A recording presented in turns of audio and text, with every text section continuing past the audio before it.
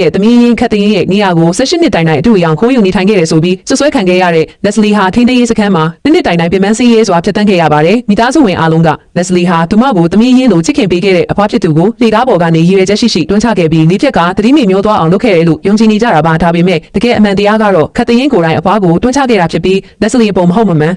်အဖြစ်ပုံချဆင်ခြင်ခဲ့တာဖြစ်ပါတယ်ထိန်းသိမ်းရေးစခန်းကနေ Leslie လွတ်မြောက်လာတဲ့နေ့မှာပဲအခုဖြစ်သူဂျွန်တန်ကနာရောက်ကြိုဆိုခဲ့ပေမဲ့ညီမတယောက်လိုမဟုတ်ပဲအရှက်မရှိတဲ့အစီကံတအူးလိုနှိမ်ချဆက်ဆံခဲ့ပါတယ်အဲ့ဒီညမှာကြားရောက်မဲ့အဖိုးဖြစ်သူရဲ့အသက်80ပြည့်မွေးနေ့ပွဲမှာအဖိုးက Leslie အကြောင်းမေးမြန်းရင်ဖြေစရာမရှိမှစိုးရိမ်တာကြောင့်သာသူမကိုမဖြစ်မနေအင်ကန်ခေါ်လာခဲ့တာပါအမှန်တော့အဖိုးဖြစ်သူစိုးရိမ်မှဆိုလို့ Leslie ကိုနိုင်ငံခြားမှာပညာတော်သင်သွားနေပါတယ်ဆိုပြီးမိသားစုကလိန်ညာထားခဲ့ကြတာဖြစ်ပါတယ်ကားပေါ်မှာ Leslie ကဂျွန်တန်နဲ့အတူမထိုင်ကျင်တာကြောင့်အရှိကန်းက driver ဘေးမှာဝင်ထိုင်ခဲ့တဲ့အတွက်ဂျွန်တန်ကဒေါသထွက်ပြီးသူမကိုကားပေါ်ကမောင်းချကာအိမ်ထိလမ်းလျှောက်ပြန်ခိုင်းခဲ့ပါတယ်။ Leslie တယောက်အိမ်ကိုပင်ပန်းနှံ့နေစွာနဲ့ပြန်ရောက်လာတဲ့အခါမှာလည်းမိသားစုဝင်တွေရဲ့နှွေးထွေးမှုကိုမရရှိခဲ့ပါဘူး။အမေဖြစ်သူကစိုးရိမ်တယ်လို့လုပ်ပြပေမဲ့ကတရင်ကကြားထဲကနေတွေးထိုးစကားတွေပြောပြီး Leslie ကိုပူပြီးအဖြစ်သားဖြစ်အောင်ဖန်တီးခဲ့ပါတယ်။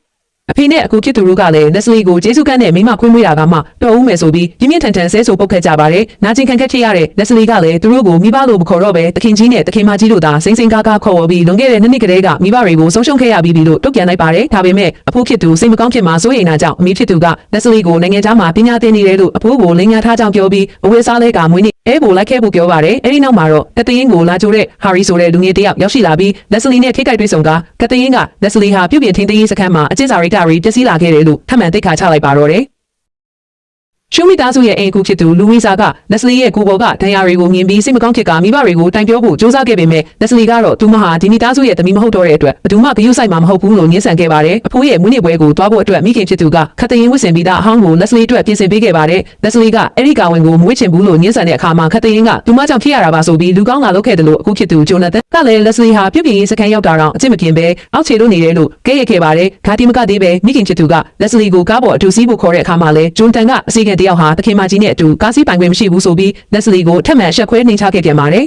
အဖိုးဖြစ်သူရဲ့အသက်80ပြည့်မွေးနေ့ပွဲကိုရောက်ရှိလာတဲ့အခါမှာတော့တအိမ်လုံးမှာ Leslie အပေါ်အစစ်မှန်ချစ်ခင်တဲ့တူလေးတော်သူဖြစ်တဲ့အဖိုးက Leslie ကိုဝမ်းသာအားရကြိုဆိုခဲ့ပါတယ်အဖိုးက Leslie တယောက်အရင်ကထက်အစမတန်ပြင်းပြောင်းသွားတာကိုမြင်ပြီးမိဘတွေကသမီးရင်းခတ်တရင်ကိုပြန်တွေးလို့မွေးစားသမီး Leslie ကိုနှိပ်စက်ထားကြတာလားဆိုပြီးလူပေါင်းအလဲမှာတင်အပြစ်တင်မေးခွန်းထုတ်ခဲ့ပါတယ်အခြေအနေမကောင်းတာကိုသိရဲ့မိဘတွေကခတ်တရင်နဲ့ Harry တို့ရဲ့နောက်လာမင်္ဂလာပွဲအကြောင်းပြောပြီးလမ်းကြောင်းပြခဲ့ကြပါတယ်အဖိုးကမူလက Harry ဟာ Leslie နဲ့ဆိတ်ဆက်ထားတာမဟုတ်လားလို့တတိပေးခဲ့ပြီး Leslie တာသဘောတူရင် Harry နဲ့အခုပဲလက်ထပ်ပေးမယ်လို့ပြောခဲ့ပေမဲ့ Leslie ကတော့ Harry လိုလူမျိုးကိုသူမလုံးဝစိတ်မဝင်စားတော့ပဲမိပြောက်ထားပြီးပြီလို့ပြက်ပြက်သားသားညှင်းပယ်ခဲ့ပါတယ်ဒီလိုမာနရှိတဲ့ Leslie ရဲ့အပြောကိုအဖိုးကအလွန်သဘောကျသွားပြီးအဖွားလေးထိရတဲ့ကိစ္စမှာလည်း Leslie လောက်တာမဟုတ်ဘူးဆိုတာကိုသူယုံကြည်ကြောင်းပြောကအစားအသောက်တွေအားရပါးရကျွေးမွေးခဲ့ပါတယ်ဒါပေမဲ့ခမင်းစပွဲမှာမိခင်ဖြစ်သူကခုတ်ပေးတဲ့စုပ်ပြုတ်ကိုတောက်ဖို့ကြိုးစားရင်း Leslie ကစိတ်မသက်မသာဖြစ်ပြီးအော်အန်ဂျင်လိုဖြစ်လာတာကြောင့်ဝဲကနေခဏထွက်ခွာသွားခဲ့ပါတယ်အဲ့ဒီအချိန်မှာ Catherine က Leslie ရဲ့နောက်ကိုတကောက်ကောက်လိုက်လာပြီးအဖွားကိုတရားရအောင်လုပ်ခဲ့တာသူမကိုယ်တိုင်ဖြစ်ကြောင်းနဲ့ Leslie အနေနဲ့ဒီအိမ်ကိုဘာလို့ပြန်လာရတယ်လဲဆိုပြီးပြန်ဆစိန်ခေါ်ခဲ့ပါတယ် Leslie ကဘီယူမဆိုင်ပဲခတ်သွားဖို့ပြင်းတဲ့အခါမှာ Catherine ကပရိယေတုံးပြီးကိုတရားရအောင်လုပ်လိုက်ပြီး Leslie ကတွန်းချတဲ့အောင်အော်ဟစ်ကစင်ကြန်နဲ့စားလိုက်ပြန်ပါတယ်ဂျွန်တန်နဲ့မိဘတွေရောက်လာတဲ့အခါမှာ Catherine က Leslie ကိုအပြစ်မတင်ပါနဲ့လို့ဟန်ဆောင်တောင်းပန်ပေးခဲ့ပေမဲ့ဂျွန်တန်ကတော့ Leslie ဟာ Catherine ရဲ့မင်္ဂလာပွဲကိုမနာလိုရည်ရွယ်ချက်ရှိရန်ပြုတာဖြစ်တဲ့အတွက်မိသားစုစည်းငြိမ်ရပြင်းပြင်းထန်ထန်အပြစ်ပေးရမယ်လို့တောင်းဆိုခဲ့ပါတယ်တိုးတော်လည်းအဖိုးဖြစ်သူကတော့ Leslie ရဲ့အပြစ်မရှိကြောင်းပြောစကားကိုသာအပြည့်အဝယုံကြည်ပေးခဲ့တာကြောင့်ဒေါသထွက်နေတဲ့ဂျွန်တန်ဟာအဖိုးဖြစ်သူဟာ Leslie အပေါ်ဘက်လိုက်လုံးနေလို့အော်ဟစ်ဆွဆွဲလိုက်ပါတော့တယ်ဂျွန်တန်ကအဖိုးဖြစ်သူကိုပလိုက်တယ်လို့ဆွဆွဲလိုက်ပြီးနောက် Leslie အနေနဲ့ခတ်တရင်ကိုတရားရအောင်မလုပ်ခဲ့ဘူးဆိုတဲ့တက်တွေကိုမပြနိုင်ရင်ခွင့်လွှတ်မှာမဟုတ်ဘူးလို့ချင်းချောက်ပါတော့တယ်။အဲ့ဒီအချိန်မှာအင်စီတယောက်ကလည်း Leslie ခတ်တရင်ကိုတွန်းချတာမြင်လိုက်ရပါတယ်လို့မဟုတ်မမှန်တက်တွေအတူထွက်ပေးခဲ့ပါတယ်။တက်တွေရပြီဆိုပြီးဟာခင်ဖြစ်သူက Leslie ကိုခတ်တရင်နဲ့မိဘတွေရဲ့ရှေ့မှာဒူးထောက်တောင်းပန်ဖို့နဲ့ကျွေးမွေးဆောက်ရှောက်ခဲ့တဲ့ဂျေဇုကိုအတိမတ်ပြုဖို့အတင်းကျပ်ဖိအားပေးပါတယ်။ဒါပေမဲ့မိမိတွေအဖြစ်မရှိကြောင်း Leslie ကရဲရဲဝံ့ဝံ့ငင်းဆိုခဲ့တဲ့အတွက်ဟာခင်ဖြစ်သူကဒေါသအလုံးမင်းထွက်ကရှုမိသားစုရဲ့စီးနှင်းရတန်ရောစင်ဖြစ်မယ်ဆိုပြီးတုံးနဲ့ပြင်းပြင်းထန်ထန်ရိုက်နှက်ခဲ့လို့ Leslie ရဲ့လက်မောင်းတစ်ဖက်ကျိုးသွားခဲ့ရပါတယ်အဖိုးဖြစ်သူကဒေါသတကြီးကြားဖြစ်တာစီပြီး Leslie ဟာတသွေးသားမတော်ဆက်ပေမဲ့လူသားတစ်ယောက်ဖြစ်ပြီးသူတို့ကိုယ်တိုင်ဝင်းမြူခဲ့တာဖြစ်ကြောင်းအရင်ချာမိဘတွေတာညီရင်ကြိုးရမှာဖြစ်ကြောင်းပြောဆိုကမိသားစုဝင်အားလုံးကိုလူရန်ကားတွေဖြစ်အဖြစ်တင်ခဲ့ပါတယ်အဲဒီနောက်မှာတော့ Leslie ကပြုပြင်ရေးစခန်းမှာရှိစဉ်ကခါဘက်ကောင်းတွေနဲ့ရိုက်ခံရတာနေရန်နဲ့ဦးကောင်းကိုစောက်အနှိမ့်ဆက်ခံရတာနဲ့စာချင်းစားကြံတွေတာကျွေးမွေးခံခဲ့ရတဲ့နေရခန့်လာတရားတွေကိုမူကျွေးရင်ပွင့်ဟခဲ့ပါတယ်သူမအသက်ဘေးကကဲတဲ့ဟိုမိခင်ဖြစ်သူစီဖုန်းဆက်ပြီးအချိန်ချင်းအော်ဟစ်အကူအညီတောင်းခဲ့ပေမဲ့မိခင်ဖြစ်သူကတော့ခတ်တင်ရဲ့ဝင်းနေပွဲကိုပျော်ရွှင်စွာကျင်းပနေခဲ့ပြီး Leslie ရဲ့စကားတွေကိုဥပိ္ပခါပြုကလိန်ညာမှုတစ်ခုလိုသဘောထားခဲ့တာဖြစ်ပါတယ် ဒီမှန်တရားကိုသိလိုက်ရတဲ့မိခင်ဖြစ်သူကနောင်တရားတွေနဲ့ငွေကြွေးပြီးအမားကိုကင်းစင်ဖို့စ조사ပေမဲ့နှစ်ပေါင်း20တိုင်ကျွေးမွေးခဲ့တဲ့ဂျေဇုတရားကဒီနှစ်တာခံစားခဲ့ရတဲ့နာကျင်မှုတွေထက်မတလုံဘူးလားဆိုပြီးစင်ကြေပေးခဲ့ပါတယ်အခုဖြစ်သူဂျိုနသန်ကလည်းသူတို့တွေဟာမောင်နှမတွေမဟုတ်လားလို့ပြန်လည်ချုံမောဖို့စ조사ခဲ့ပေမဲ့လက်စလီကတော့သူတို့ရဲ့ရက်ဆက်တဲ့စကားလုံးတွေနဲ့မာနတွေကိုဘယ်တော့မှမေ့ဖြောက်မှာမဟုတ်ဘူးလို့ပြက်ပြက်သားသားညှင်းပယ်ခဲ့ပါတယ်တကယ်တော့ခတ်သိန်းဟာအဖွားဖြစ်သူသတိမရသူရဲ့အကိအားလုံးကလက်စလီပေါ်မှာပဲမပြောင်းလဲပဲပုံချနေမှာမို့သူမရဲ့ breed တွေကအမြဲတမ်းအောင်မြင်နေမှာပဲလို့လူကွယ်ရမှာကျုံဝဝန်းတာနေခဲ့တာပါဒါပေမဲ့ဇလန်းရဲ့ကြီးမားတဲ့အလှည့်ပြောင်းနေနဲ့ဒီဖြတ်ပြီးသတိမမျောနေတဲ့အဖွားဖြစ်သူအသိစိတ်ပြန်လဲနိုးထလာပြီးဆိုတဲ့သတင်းကရှုမိသားစုတစ်ခုလုံးကိုထိတ်လန့်တုန်လှုပ်သွားစေခဲ့ပါတော့တယ်အဖွားဖြစ်သူတတိပြန်လာတာကိုမြင်လိုက်ရတဲ့မိသားစုဝင်အားလုံးဝမ်းသာနေကြပေမဲ့ခတ်သိန်းကတော့သူမရဲ့လျှို့ဝှက်ချက်တွေပေါ်သွားမှာကိုကြောက်ရွံ့ပြီးအဖွားဘာမှမပြောနိုင်အောင်အတွင်းစိတ်ထဲမှာအဆက်မပြတ်ဆူတောင်းနေခဲ့ပါတယ်ဒါပေမဲ့အဖွားဖြစ်သူကခတ်သိန်းကိုလက်ညှိုးထိုးပြီးတစုံတစ်ခုကိုပြောဖို့စ조사ခဲ့ပေမဲ့စိတ်လှုပ်ရှားမှုလွန်ကဲကပြန်လည်မိမျောသွားခဲ့ပါတယ်ဆရာဝန်ကတော့အသက်အန္တရာယ်မရှိတော့ပေမဲ့စိတ်ကြံရကြောင့်လောလောဆယ်စကားမပြောနိုင်သေးဘူးလို့အတည်ပြုပြောခဲ့ပါတယ်အဲ့ဒီနောက်ဆရာဝန်ကလက်စလီရဲ့ကျိုးနေတဲ့လက်မောင်းကိုစစ်ဆေးပြီးဒီတရားဟာတာမန်မတော်တဆဖြစ်တာမဟုတ်ပဲတစုံတစ်ယောက်ကအင်အားသုံးပြီးချိုးထားတယ်လို့ဖြစ်နေတယ်လို့ပြောလိုက်တာကြောင့်အဖိုးဖြစ်သူပူပြီးဒေါသထွက်သွားခဲ့ပါတယ်သူကလက်စလီအတွက်ခြေတုလက်တုအစ်စ်ကိုချက်ချင်းပြုတ်လုပ်ပေးဖို့ဆရာဝန်ကိုမှာကြားခဲ့ပြီးလက်စလီကိုအနားယူစေခဲ့ပါတယ်တစ်ဖက်မှာတော့ဂျိုနသန်ဟာအရင်ကလက်စလီကြိုက်ဆုံးမုံကိုကိုယ်တိုင်လုပ်ယူလာပြီးပြန်လည်ချုံမောဖို့စ조사ခဲ့ပေမဲ့လက်စလီကအဲ့ဒီမုံကိုမကြိုက်တော့ဘူးလို့အေးဆက်ဆက်ပြန်ဖြေပြီးအခန်းထဲကထွက်သွားဖို့သာပြောလိုက်ပါတယ်ဂျိုနသန်ရဲ့စိတ်ကြောင်းလာတာကိုမြင်လိုက်တဲ့ခတ်သိန်းကချက်ချင်းပဲလမ်းကြောင်းမဲဖို့စ조사ပြီးအဖွားလေကားပေါ်ကကြားတာနဲ့ပတ်သက်ပြီးမေးလာတဲ့မိကုန်းကိုလည်းမဟုတ်မမှန်ဇလန်းဆင်ခဲ့ပါတယ်ခတ်သိန်းကလက်စလီရဲ့လက်ကျွေးရခြင်းဟာပြုတ်ပြီးစခန်းမှာလူမိုက်တွေနဲ့ရန်ဖြစ်လို့ခေရတာဖြစ်ပြီးမိသားစုနဲ့ဘာမှမဆိုင်ဘူးလို့ပြောကသူမကိုယ်တိုင်သိရှိတယ်လို့မျိုးဟန်ဆောင်မှုပြလိုက်တာကြောင့်ဂျိုနသန်လည်းအစပိုင်းမှာယုံကြည်သွားခဲ့ပါတယ်ဒါပေမဲ့မိသားစုဝင်တယောက်ကိုထိခိုက်စေတဲ့လူတွေကိုအလို့မပေးနိုင်ဘူးဆိုပြီးပြုတ်ပြီးစခန်းကလူမိုက်တွေကိုကိုယ်တိုင်လိုက်လံဖမ်းဆီးစစ်ဆေးခဲ့ပါတယ်အဲ့ဒီအခါလူမိုက်တွေကလက်စလီဟာအိတ်တလုံးကိုအသက်နဲ့ရင်းပြီးမလွတ်ပေးတာကြောင့်လက်ကိုချိုးခဲ့ရတာလို့ဝန်ခံလိုက်ကြပါတယ်အိတ်ထဲမှာကျန်နေတဲ့ပစ္စည်းကိုဖွင့်ကြည့်လိုက်တဲ့အခါငငယ်တုန်းကဂျိုနသန်ကိုယ်တိုင်လက်စလီအတွက်လုပ်ပေးခဲ့တဲ့ပျော်ရွှင်ခြင်းဆိုတဲ့အသေးပဲပါဝင်တဲ့လက်စော်လေးဖြစ်နေမှန်းသိလိုက်ရပါတယ်အဲ့ဒီအချိန်မှာမှလက်စလီဟာသူ့ကိုဘယ်လောက်ထိတန်ဖိုးထားခဲ့တယ်လဲဆိုတာဂျိုနသန်သဘောပေါက်သွားပြီးနောင်နာတွေနဲ့ပြင်းနဲ့သွားကလူမိုက်တွေကိုပြင်းပြင်းထန်ထန်ဖြစ်ပေးလိုက်ပါတယ်ဒါပေမဲ့ရှုမိသားစုထဲမှာနောက်ထပ်ပူကြီးရဲ့အနေတစ်ခုကစတင်ပေါ်လာခဲ့ပါတယ်ကုမ္ပဏီဟာဒီဝါလီခံရလူနီးပါအခြေအနေကိုရောက်နေတဲ့အတွက်မိဘနှစ်ယောက်ကမိသားစုကိုကယ်တင်ဖို့လက်စလီကိုအသက်9နှစ်အရွယ်ကလေးတစ်ယောက်ရဲ့နေရတာရှိတဲ့စိတ်ဝေဒနာရှင်တတိတစ်ယောက်နဲ့အတင်းကျပ်လက်ထပ်ပေးဖို့အိတ်တဆိတ်စီစဉ်နေကြပါတော့တယ်မိဘနှစ်ယောက်ကရှုမိသားစုကိုကယ်တင်ဖို့လက်စလီကိုငြိမ်ချွတ်တဲ့ဗိုင်မိသားစုသားနဲ့အတင်းကျပ်လက်ထပ်ပေးဖို့ပြောဝဲစီစဉ်နေကြတာကိုဂျိုနသန်မတော်တဆကြားသွားခဲ့ပါတယ်မိခင်ကလက်စလီကိုဒီလိုပို့လိုက်ရင်တမီးကသူမကိုဘယ်တော့မှအမေလို့သဘောထားတော့မှမဟုတ်ဘူးလို့စိတ်မကောင်းဖြစ်နေခဲ့ပေမဲ့ဖခင်ကတော့ရှုမိသားစုကသူမကိုအနှစ်20ကျွေးမွေးခဲ့တာဖြစ်လို့အခုချိန်မှာဂျေဇုကန်ဆက်ရမယ့်အလှည့်ရောက်ပြီလို့အေးအေးဆေးဆေးပြောလိုက်ပါတယ်အဲ့ဒီစကားတွေကိုကြားလိုက်ရတဲ့ဂျိုနသန်ကမိဘတွေရှိမှပဲပြင်းထန်ထန်ကန့်ကွက်ပြီးငြိမ်ချွတ်တဲ့သူတယောက်နဲ့လက်ထပ်ပေးတာဟာလက်စလီကိုမိရင်းနဲ့တွန်းဖို့တလို့ပဲလို့ပြောလိုက်ပါတယ်ဒါပေမဲ့ဖခင်ကခက်တင်းကသာတန်မိုးရှိရဲ့တမီးစစ်ဖြစ်ပြီးမိသားစုကိုကယ်တင်ဖို့လက်စလီကိုသာဆုံးဝရမယ်လို့ပြက်ပြက်သားသားဆုံးဖြတ်ထားခဲ့ပါတယ်ဂျွန်တန်ကသူတို့ဟာလက်စလီရဲ့လက်တစ်ဖက်ကိုတောင်ဆုံးရှုံးစေခဲ့ပြီးအခုထပ်ပြီးသူမဘဝကိုဖျက်ဆီးဖို့ကြိုးစားနေကြတာဟာလူမဆန်လုံးဘူးလို့ဒေါသတကြီးပြောလိုက်ပါတယ်အဲ့ဒီအချိန်မှာခက်သရင်းကသူမပဲတွားလက်ထက်လိုက်မယ်လို့ဟန်ဆောင်ပြောခဲ့ပေမဲ့ဖခင်နဲ့မိခင်ကတော့သမီးအစ်စ်ကိုဘလို့မှအနစ်နာမခံနိုင်ဘူးဆိုပြီးချက်ချင်းညှင်းပယ်လိုက်ကြပါတယ်အားလုံးညှင်းကုန်နေချိန်မှာလက်စလီကအေးအေးဆေးဆေးထွက်လာပြီးသူမပဲဘိုင်မီသားစုလည်းလက်ထက်ဝင်မယ်လို့ပြောလိုက်တာကြောင့်လူတိုင်းအံ့ဩသွားခဲ့ပါတယ်လက်စလီကရှုမိသားစုနဲ့တွားအေးသားမတော်ဆက်ပဲကံကြမ္မာကြောင့်သာဒီမိသားစုထဲမှာကြီးပြင်းလာခဲ့တာဖြစ်လို့ဒီအိမ်ရဲ့ဂျေဇုကိုဒီတစ်ချိန်နဲ့အပြီးပြန်ဆက်ချင်တယ်လို့ပြောပြီးဒီလက်ထက်ပွဲပြီးရင်သူမနဲ့ရှုမိသားစုကြားမှာအကျွေးနောက်အဖွဲဘာတစ်ခုမှမကြံတော့ဘူးလို့ပြက်ပြက်သားသားကြီးညာလိုက်ပါတယ်အဲ့ဒီအချိန်မှာအဖွားဖြစ်သူကတတိပြန်ရလာပြီးလက်စလီဟာရှုမိသားစုရဲ့တမီးရေးမဟုတ်ဘူးလို့အာယူပြောခဲ့ပေမဲ့မိသားစုဝင်တွေကတော့အဲ့ဒီစကားကိုလျှစ်လျူရှုထားလိုက်ကြပါတယ်ဂျွန်တန်ကလည်းလက်စုပ်ကိုပြန်ယူလာပြီးလူမိုက်တွေအားလုံးအဖြစ်ပေးပြီးလို့ပြောကလက်စလီကိုခွင့်လွှတ်ပေးဖို့တောင်းပန်ခဲ့ပါတယ်ဒါပေမဲ့လက်စလီကအတိတ်ကဒဏ်ရာတွေကိုပြန်မပြောချင်တော့ဘူးလို့အေးဆက်ဆက်တုံ့ပြန်လိုက်ပြီးအခုကစပြီးသူမကိုသူမအတွက်ပဲအသက်ရှင်တော့မယ်လို့ပြောလိုက်ပါတယ်ဗိုင်မိသားစုတဲ့လက်ထက်ရရင်အ ਨੇ ဆုံးကိုပိုင်အိမ်ဘလုံးနဲ့ပုံမှန်ဘဝတစ်ခုရနိုင်သေးတယ်လို့ယုံကြည်နေတာကြောင့်ဒီခွင့်ရေးကိုလက်မလွတ်နိုင်ဘူးလို့ဆိုခဲ့ပါတယ်ဂျွန်တန်ကဆက်ပြီးတားမြစ်ပေမဲ့လက်စလီကသူမဘသူနဲ့လက်ထက်မယ်ဆိုတာသူနဲ့လုံးဝမသက်ဆိုင်တော့ဘူးလို့ပြက်ပြက်သားသားပြောလိုက်ပါတယ်နောက်တစ်နေ့မှာတော့ဗိုင်မီသားစုနဲ့နှစ်ဖက်မီသားစုတွေ့ဆုံကြပါတယ်ဗိုင်မီသားစုရဲ့တားဖြစ်သူချာလီဟာတကယ်ပဲအသက်9နှစ်ကလေးတစ်ယောက်လိုပြုမှုနေပြီးစပွဲပေါ်မှာကလေးဆန်ဆန်ဆုပ်ကစားတာလက်စလီကိုအမျိုးမျိုးဒုက္ခပေးတာတွေလုပ်နေခဲ့ပါတယ်အဲ့ဒီမြင်ကွင်းကိုကြည့်ပြီးခက်တရင်ကလက်စလီရဲ့ဘဝပျက်စီးတော့မယ်လို့စိတ်ထဲမှာကြိတ်ပြီးဝမ်းသာနေခဲ့ပေမဲ့လက်စလီကတော့ဘာတစ်ခုမှမပြောဘဲအရာအလုံးကိုတီတီငိမ့်ငိမ့်သိခံနေခဲ့ပါတ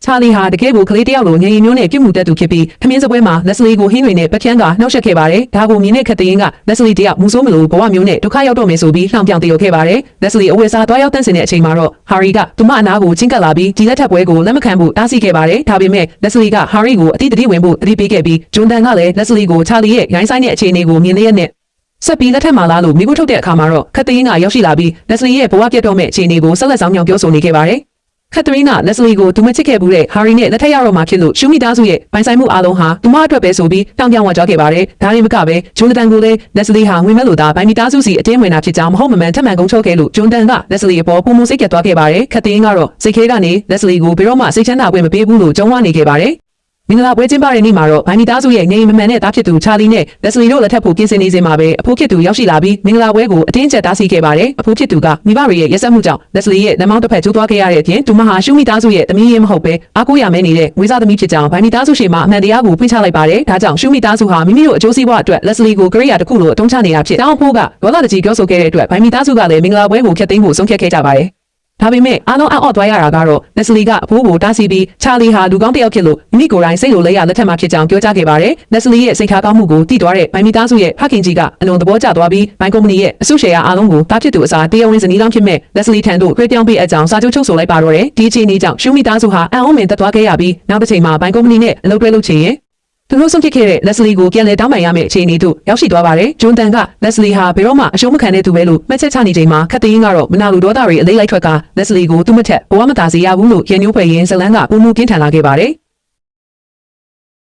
မိသားစုတွင်အာနာလိုပွဲတွေနဲ့မနာလိုမုန်းတီးမှုတွေကြားထဲမှာလက်စလီတယောက်ဘလို့ခက်ခဲတွေနဲ့ရင်ဆိုင်နေရလဲဆိုတာကိုဒီတစ်ခေါက်မှာတော့ OB စိတ်လှုပ်ရှားပွဲတွေ့နေရတော့မှာပါမနာလိုစိတ်ကင်းထန်နေတဲ့ခက်သိန်းဟာလက်စလီကိုငြိမ်မမှန်နဲ့ချာလီနဲ့လက်ထပ်ထားရလို့အင်စီဘိုကရောက်နေတာဆိုပြီးစက်တိုက်ငင်းချနှောင်ပြောင်နေခဲ့ပါတယ်ဒါပေမဲ့မထင်မှတ်ထားပဲချာလီကခက်သိန်းကိုကျိုးဆိုးတဲ့မိစ္ဆာမကြီးလို့ကဲလဲအော်ဟစ်ဆဲဆိုခဲ့တာကြောင့်ခက်သိန်းတယောက်ဒေါသအလေးလေးထွက်ပြီးကိုထီလက်ရောက်ကျူးလွန်မှုအထိစူးစမ်းလာပါတယ်အဲ့ဒီနောက်မှာတော့ခက်သိန်းဟာအဖိုးခေသူစေးုံမှာအသေးအတန်ချစ်နေရတာလက်စလီကြောင့်ဆိုပြီးစိတ်ဆင်းရဲအောင်ထပ်မံလုပ်ကြံပြောဆိုခဲ့ပါတယ်ဂျွန်ဒန်တို့ရောက်ရှိလာတဲ့အခါမှာလည်းခက်သိန်းဟာလူငင်ကွင်းမှာကိုယ်တိုင်နဲ့ချပြီးလက်စလီကပဲတွန်းချလိုက်တဲ့အောင်ဟန်ဆောင်မှုယူခဲ့ပြန်ပါတယ်ဒါကိုမြင်သွားတဲ့အကူဖြစ်သူဂျွန်ဒန်ကမှန်တရားကိုမသိပဲလက်စလီကိုပဲအပြစ်တင်စကားဆိုပြီးမိသားစုတစ်ခုလုံးPMရာဖြစ်ကုန်ပြီလို့ဆွဆွဲခဲ့ပါတယ်ဒါပေမဲ့လက်စလီကတော့အတူကိုမှဘင်းမဆိုင်တော့ပဲအဖိုးဖြစ်သူကိုကဲတင်ဖို့အတွက်သာစိတ်ဆောနေခဲ့ပါတယ်ခက်သိန်းရဲ့ရက်စက်မှုတွေကဒီတင်မကသေးပဲလက်စလီရဲ့အရေးကြီးစာရွက်စာတမ်းတွေကိုဖျက်ဆီးတည်ုံတင်မကလက်စလီစာရွက်စာတမ်းတွေလိုက်ကောက်နေတဲ့အချိန်မဟာအနည်းကနေတွန်းချပြီးတက်ပစ်ဖို့ထိပါစူးစမ်းခဲ့ပါတယ်ဒါပေမဲ့ဒီနေရာမှာပဲအကြီးမားဆုံးဇက်ရှိအနဲ့ပြောင်းကြီးဖြစ်ပေါ်လာပါတော့တယ်တကယ်တော့ချာလီဟာနေမမှန်သူမဟုတ်ပါဘူးသူဟာဘိုင်မီသားစုတွင်ကအနေရီကြားကနေမိမိကိုယ်ကိုကာကွယ်ဖို့အတွက်နှစ်အတော်ကြာနေမမှန်သူအဖြစ်ဟန်ဆောင်နေခဲ့တာဖြစ်ပါတယ်ချာလီကခက်သိန်းကိုဖမ်းဆီးပြီးလက်စလီနာထက်ကရင်အသက်မချမ်းဘူးလို့ပြင်းပြင်းထန်ထန်ချင်းချောက်လိုက်တဲ့အတွက်ခက်သိန်းတယောက်ကြောင်းလက်တုံးသွားခဲ့ရပါတယ်ချာလီကလက်စလီကိုသူနေမမှန်ဘူးလို့အားလုံးကခင်ထားစဉ်ကလေးကသူမတယောက်ထဲသာသူ့ဘောစိတ်ရှည်မှုကျင်နာမှုတွေနဲ့ယူဆိုင်ခဲ့တဲ့အတွက်အလွန်ကျေးဇူးတင်ကြောင်းနဲ့သူမကိုတစ်သက်လုံးဆောက်ရှောက်သွားမှဖြစ်ကြောင်းကတိပေးခဲ့ပါတယ်တစ်ဖက်မှာလည်းခက်သိန်းဟာအဖွားဖြစ်သူလေးဖြစ်သွားအောင်လုပ်ခဲ့တဲ့တရားခံဖြစ်နိုင်နေဆိုတာကိုချာလီတို့စုံစမ်းသိရှိသွားပါတယ်အစီအစဉ်တွေပြည့်စည်သွားလို့မကြေမနက်ဖြစ်နေတဲ့ခက်သိန်းဟာသူမရဲ့မိခင်နဲ့တိုင်ပင်ပြီးထောင်ထွက်ဟောင်းပီတာနဲ့ချိတ်ဆက်ကလက်စလီကိုဝေးလံခေါင်ချတဲ့တောရွာတရွာစီအန်ပေးဆွဲရောင်းစားဖို့နောက်ထပ်ရက်ဆက်တဲ့အကွက်တစ်ခုကိုထပ်မံကြံစည်နေပါတော့တယ်ခက်သိန်းနဲ့သူမရဲ့မိခင်ရင်ဒေါ်ရစ်တို့ဟာလှုပ်ဝက်ပြီးမကောင်းကြံစည်မှုတွေကိုဆက်လက်လုပ်ဆောင်နေကြပါတယ်ဒေါ်ရစ်ကသူတို့ရဲ့အဓိကရည်ရွယ်ချက်ဟာလက်စလီရဲ့အမှတ်အသားကိုခိုးယူပြီးရှူမီသားစုရဲ့အမွေစည်းစိမ်တွေကိုတင်ပိုက်ဖို့ပဲလို့အတိပေးခဲ့ပေမဲ့လက်စလီအပေါ်မနာလိုစိတ်ကင်းထန်နေတဲ့ခက်သိန်းကတော့လက်စလီကိုအသက်ပါရန်ရှာဖို့အထိစိတ်ကူးနေခဲ့တာပါလက်စလီဟာချမ်းသာတဲ့မိသားစုမှာမွေးဖွားလာပြီးစည်းစိမ်ခံနေရတာကိုမကျေနပ်တဲ့ခက်သိန်းဟာသူမရဲ့ရက်စက်တဲ့အစီအစဉ်ကိုအကောင့်ထဲဖော်ဖို့ပီတာကိုအမြန်ဆုံးအားပေးဖို့မိခင်ဖြစ်သူကိုဖိအားပေးခဲ့ပါတယ်အဲ့ဒီအချိန်မှာပဲအခုဖြစ်သူဂျွန်ဒန်ရောက်လာပြီးအဖွားဖြစ်သူပြန်လည်စကားပြောနိုင်ပြီဖြစ်ကြောင်းသတင်းစကားပါလာခဲ့လို့ခက်သိန်းတယောက်ထိတ်လန့်သွားခဲ့ရပါတယ်။သူမအဖွားကိုတွန်းချခဲ့တဲ့အမှန်တရားပေါ်သွားမှာကိုကြောက်လန့်နေတဲ့ခက်သိန်းဟာဟန်ဆောင်ဝမ်းသာပြရင်အဖွားရှိရာကိုလိုက်သွားခဲ့ပါတယ်။ဈေးုံမှာအဖွားရဲ့အခြေအနေကိုကြည့်ပြီးခက်သိန်းဟာသူမရဲ့လျှို့ဝှက်ချက်တွေအားလုံးကိုဖျောက်ဖျက်ဖို့အတွက်အဖွားကိုပါတခါတည်းအသက်ပြအောင်လုပ်ဖို့ဆုံးဖြတ်လိုက်ပါတော့တယ်။နောက်ပိုင်းမှာတော့လက်စလီလိုမျိုးဝစ်စင်ထားတဲ့သူတယောက်ကအဖွားကိုလေပင်းညစ်တက်ဖို့ကြိုးစားခဲ့ပြီးဒါကိုလက်စလီလုပ်တာပါဆိုပြီးအကွက်ကြကြမဟုတ်မမှန်ဆွဆွဲတာလက်စလီကိုရဲလက်အပ်ပြီးဟန်စီခိုင်းခဲ့ပါတယ်ခက်သိန်းကတော့အဖွားတေဆုံးသွားပြီးလက်စလီလည်းဘဝပြက်ပြီးဆိုပြီးတိတ်တဆိတ်ဝမ်းသာနေခဲ့တာပါဒါပေမဲ့မထင်မှတ်ထားတဲ့အလှည့်အပြောင်းအနေနဲ့အဖွားဟာတေဘေးကနေတီတီလေးလွတ်မြောက်သွားခဲ့ပါတယ်အခြေအနေတွေရှုပ်ထွေးနေပေမဲ့ခက်သိန်းကတော့လက်စလီကိုထောင်ထဲမှာနှစ်အတော်ကြာပိတ်နှောင်ထားဖို့ရဲတွေကိုတိုက်တွန်းခဲ့ပြီးသူမရဲ့အကြံအစီတွေပေါ်သွားရင်အသက်ခံရနိုင်တာမို့လက်စလီကိုအပြစ်ရှင်းပြရမယ်လို့ထပ်မံကြံစီပါတော့တယ်တစ်ဖက်မှာလည်းဖန်ဆီးခံထားရတဲ့လက်စလီကိုကဲထုတ်ဖို့ချာလီရောက်လာခဲ့ပြီးအဖွားအသက်ရှင်နေသေးတဲ့အပြင်အဖိုးရဲ့အကူအညီနဲ့အမှုရုပ်သိမ်းလိုက်ပြီးဖြစ်ကြောင်းပြောပြခဲ့ပါတယ်ဒါပေမဲ့လက်စလီအိမ်ပြန်ရောက်တဲ့အခါမှာတော့အမှန်တရားကိုမသိသေးတဲ့မိသားစုဝင်တွေနဲ့ဂျွန်ဒန်တို့ကဗီဒီယိုမှတ်တမ်းသက်သေတွေကိုအခြေခံပြီးလက်စလီဟာအဖွားကိုလက်ချိန်တိုင်တိုင်လုပ်ကြံခဲ့တဲ့ခန့်အစ်အမှန်ပါဆိုပြီးဆက်လက်အထင်တွေကပြင်းပြင်းထန်ထန်မောင်းထုတ်နေကြပါတော့တယ်လက်စလီဟာအဖွားကိုကဲတင်ဖို့စူးစမ်းပေမဲ့အမှန်တရားကိုမသိသေးတဲ့မိဘတွေနဲ့ဂျွန်ဒန်တို့ကသူမကိုလူသက်သမားလိုသဘောထားပြီးအိမ်ကနေပြင်းပြင်းထန်ထန်မောင်းထုတ်ခဲ့ကြပါတယ်ခက်သိန်းကလည်းအခြေအနေကိုအခွင့်ကောင်းယူပြီးလက်စလီဟာအဖွားကိုနှုတ်ကြံတဲ့တရားခံပါဆိုပြီးအကွက်ကြကြဟန်ဆောင်မှုယူခဲ့ပါတယ်လက်စလီကစိတ်မထိန်နိုင်ပဲခက်သိန်းကိုအမှန်တရားဖွင့်ချဖို့စူးစမ်းတဲ့အခါမှာတော့မိခင်ဖြစ်သူကခက်သိန်းကိုကာကွယ်တဲ့အနေနဲ့လက်စလီကိုကိုထိလက်ရောက်ရိုက်နှက်ခဲ့ပါတယ်ဖခင်ဖြစ်သူကလည်းလက်စလီကိုအိမ်ရဲ့အမိုက်တရားလိုသတ်မှတ်ပြီးအဆောင်တွေနဲ့အဓမ္မမောင်းထုတ်ခဲ့တယ်လို့ဘေးအနေရှိနေတဲ့အဖွားကိုလည်းခေါ်ဆောင်သွားခွင့်မပြုခဲ့ပါဘူး ဒါပေမဲ့မကြခင်မှာပဲရှုမိသားစုစီကိုအစိုးရဆောင်စီးပွားရေးတက်တဲ့သတင်းတစ်ခုရောက်လာခဲ့ပါတယ်။မိုင်အုပ်စုရဲ့ကိုယ်စားလှယ်ရောက်လာပြီးရှုမိသားစုရဲ့စီမံခန့်ခွဲမှုညှဉ်းပန်းမှုကြောင့်ဆုံးရှုံးမှုတွေညှပြခဲ့တဲ့အတွက်ရင်းနှီးမြှုပ်နှံမှုတွေနဲ့ပူးပေါင်းဆောင်ရွက်မှုတွေအားလုံးကိုချက်ချင်းပြန်လည်ရုပ်သိမ်းကြောင်းကြေညာခဲ့ပါတယ်။ဒါအပြင်ခတ်သိန်းရဲ့မကောင်းမှုတွေဟာမကြခင်ပေါ်ပေါက်တော့မှာဖြစ်ပြီးသခင်လေးချာလီကလက်စလီအတွက်ကောင်းကောင်းကြီးစင်ရင်ရှင်းတော့မယ်လို့တတိပေးသွားခဲ့တာကြောင့်ခတ်သိန်းတယောက်တွေးပြတ်သွားခဲ့ရပါတယ်။အစီအစဉ်တွေပြပြသွားတဲ့ခတ်သိန်းဟာလက်စလီကိုအပြီးတိုင်ဖျောက်ဖျက်ဖို့အတွက်အဖွားရဲ့တပ်ပုံတူကိုတုံးပြီးတောင်ပေါ်ကိုလှည့်စားခေါ်ယူခဲ့ပါတယ်။အဖွားအနေရှိနေပြီးအချိန်နဲ့တယောက်တည်းရောက်လာတဲ့လက်စလီကိုခတ်သိန်းကသူမရဲ့အကြီးမားဆုံးလှုပ်ဝက်ချက်ကြီးကိုဖွင့်လိုက်ပါတော့တယ်။အဲ့ဒါကတော့ခတ်သိန်းဟာရှုမိသားစုရဲ့သမီးရင်းမဟုတ်ပဲ DNA စစ်ဆေးချက်ကိုသူနာပြုနဲ့ပေါင်းပြီးအတူလုပ်ခဲ့တာဖြစ်ပါတယ်။တကယ်အမှန်တရားကတော့လက်စလီကိုယ်တိုင်ကသာရှုမိသားစုရဲ့သမီးရင်းဖြစ်နေတာပါ။မိဘရင်းတွေကမိမိတို့ရဲ့သမီးရင်းကိုနှိမ့်ဆက်မုန်းတီးနေအောင်ကစားပွဲဆင်ရလို့အလွန်ဝမ်းသာနေတဲ့ခတ်သိန်းဟာငြိမ်မမှန်တယ်လို့ဟန်ဆောင်ထားတဲ့ချာလီကဘိုင်ဂရုကိုသိမ့်ပိုက်လိုက်ပြီးလက်စလီအပေါ်ကာကွယ်ပေးနေတဲ့ကံကောင်းမှုကိုမနာလို့ဖြစ်ကလက်စလီကိုအသက်ပါဖျက်ရှင်းဖို့လူမိုက်တွေကိုခေါ်သွင်းလိုက်ပါတော့တယ်။တစ်ဖက်မှာလည်းချာလီဟာသူ့ရဲ့ဇနီးလက်စလီကိုကဲတင်ဖို့တောင်းဖို့တခွင်မှာလူရင်းအားပြည့်နဲ့လိုက်လံရှာဖွေနေပါတယ်။ခတ်သိန်းစေလို့လိုက်တဲ့လူမိုက်တွေဟာလက်စလီကိုဖမ်းဆီးပြီးဒုက္ခပေးဖို့ကြိုးစားခဲ့ကြပေမဲ့အချိန်မီရောက်ရှိလာတဲ့ချာလီကသူမကိုကဲတင်နိုင်ခဲ့ပါတယ်။အဲ့ဒီအချိန်မှာပဲပြင်းထန်တဲ့မုန်တိုင်းကြောင့်တောင်ပြိုမှုဖြစ်ပွားခဲ့ပြီးဒေါ်ရီရဲ့ခင်မွန်းတေဆုံးသွားခဲ့ကြောင်းသတင်းရောက်လာတဲ့အခါဒေါ်ရီဟာစိတ်ထိခိုက်သွားပြီးခတ်သိန်းနဲ့ပူးပေါင်းတာလှည့်စားကိုဝင်ခဲ့ကြတဲ့အဖြစ်တွေအားလုံးကိုဝန်ခံလိုက်ပါတယ်။တပြိုင်နက်တည်းမှာပဲအဖွားဖြစ်သူကလည်းစကားပြန်ပြောနိုင်လာခဲ့ပြီးသူမကိုလှေသားပေါ်ကနေတွန်းချခဲ့တဲ့